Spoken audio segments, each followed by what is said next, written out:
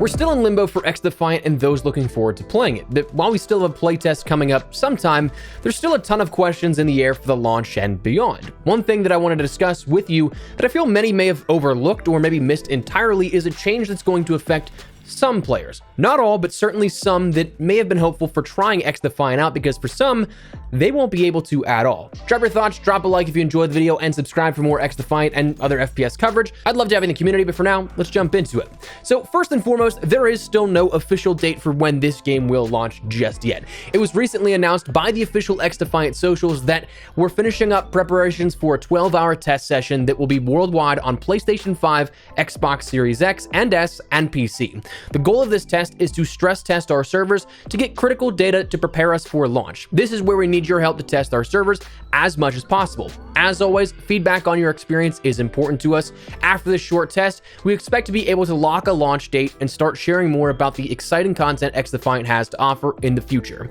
So that's where we were and where we still are, officially speaking. And while the focus from this announcement focuses on the current generation only and the plans to launch on that current generation that we've known about, there was actually some recent developments that, again, may have been overlooked for something that was supposed to be happening post-launch. Now, in recent reports by industry insider Tom Henderson and his reporting outlet of Insider Gaming, we learned recently about some of the developmental turmoil, some of the rebuilds of netcode, and a bunch of other stuff that was kind of plaguing the development on the back end and stuff that wasn't quite public for XDefiant. It is one of those things that it sucks to hear about, but it's absolutely necessary to fix these things unless you want an experience that is subpar. But caught in the crossfire was something that seems to be a further plan down the line for XDefiant that now may not look to happen. It was reported that XDefiant's previously planned dev for Xbox One and PS4 was getting scrapped. In a rather large bombshell of that previously mentioned reporting, it was kind of just glossed over at the end of that report on the work culture and the crunch with the game dev, stating, at the time of writing, there's no release date set for XDefiant,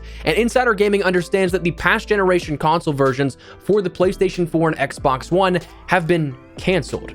Now, it's important to note that this was never going to be a thing at launch. From the very beginning, they said that this was going to be something on PC, Xbox Series X and S, as well as PlayStation 5. And PlayStation 4 and Xbox One would be getting that consideration post-launch, and they'd be looking to develop it after the launch of the game. I think that's one of the things that, amidst all the information we've seen in the last 6 months or so, that detail is lost on a lot of people. PlayStation 4 and Xbox One development was never going to be a thing when the game actually launched. The priority was launching a game for current generations so that with the hardware available on those platforms, there were no limitations that would hinder the further development of the game and advancement of that going into the future. That part to me was always an important distinction and honestly kind of a smart call in my books.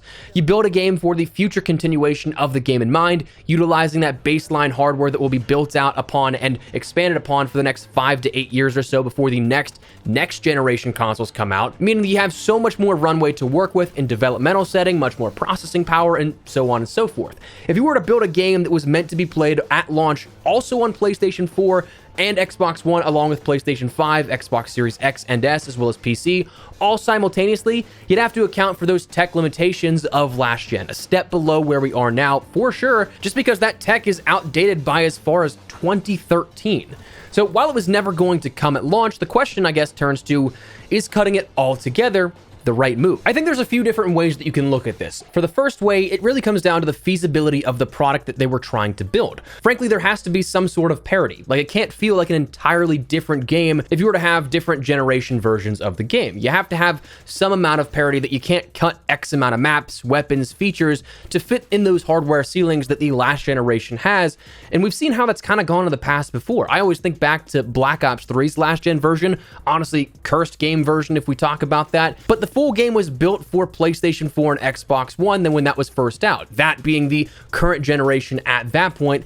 But the 360 and PlayStation 3 versions got no campaign, only up to DLC 1 for zombies, so Shadows of Evil and Der Eisendrache, and I don't even think that it was the 60 FPS standard now that I think about it. I could be wrong on that last one, but I remember that there were a bunch of different frame rate issues and everything that came along with that. Plus, graphically speaking, it looked like it was something straight out of like the 90s Lara Croft Tomb Raider series, but it was just abysmally bad, kind of to the point where it's just a hilarious meme for a couple of years. So obviously you want to avoid something like that, or worse perhaps, but who knows? I mean, that could be something that we look at that as that baseline where you see that disparity between you really maxing out the capabilities of that last gen hardware to the point where it just doesn't look or feel good. But honestly, if it was something that like Black Ops 3 by comparison would have looked good for that generational disparity, well, you might not even want to attempt that. So it might be one of those situations, but more so, this now, I think, on the other side of the coin, allows for full focus on the team going forward to focus on the current gen and additional content stability of the game in the future. Now, I'm not saying like engineers and such are one-to-one the same teams that would make even more maps or modes or weapons, that we're going to see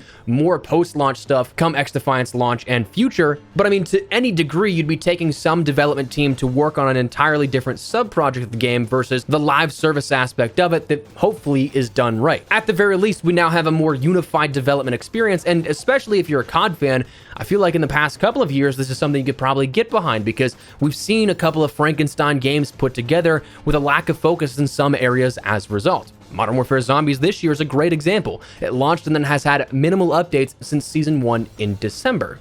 So while again, it sucks for some people, like really sucks that the game won't be available, this is going to be a trend that you're going to start to see here going forward into the industry, where last generation is just not supported, because from a consumer side of things, you're not going to get the same experience just because of hardware limitations. And from a business side, it's just not worth it to make that development when you're not going to sell as many copies geared towards those games. So it seems like XDefiant, for better or for worse, is pushing off of that last generation hopes of putting something out for that. But in lighter news, let's talk about the next time we can play XDefiant, because as we mentioned, it was something that is a bit more limited and still minimal is known, but according to insiders, it's still on track for maybe sooner than we may expect.